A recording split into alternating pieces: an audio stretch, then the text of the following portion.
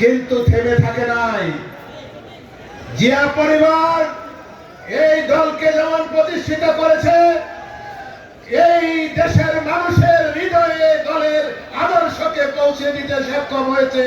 সেই কারণেই এই জিয়া পরিবার থেকেই আবার আমাদের নেতা, দলের ভারপ্রাপ্ত চেয়ারম্যান, তিনি নেতৃত্বের হাল ধরেছেন।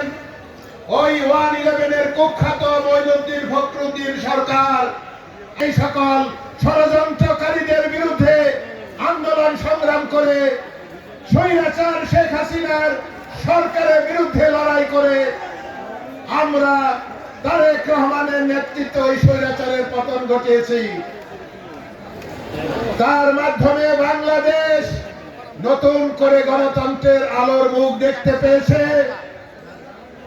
ভোটের অধিকার বাস্তবায়নের লড়াইয়ে আমরা এক ধাপ অগ্রসর হয়েছি, কিন্তু যেদিন ভোটের অধিকার পরিপূর্ণ বাস্তবায়ন হবে, সেদিন দেশের গণতন্ত্র পরিপূর্ণতা লাভ করবে।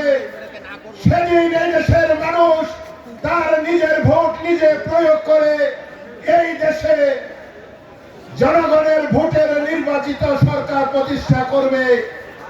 এবং আমরা বিশ্বাস করি বাংলাদেশের কোটি কোটি মানুষের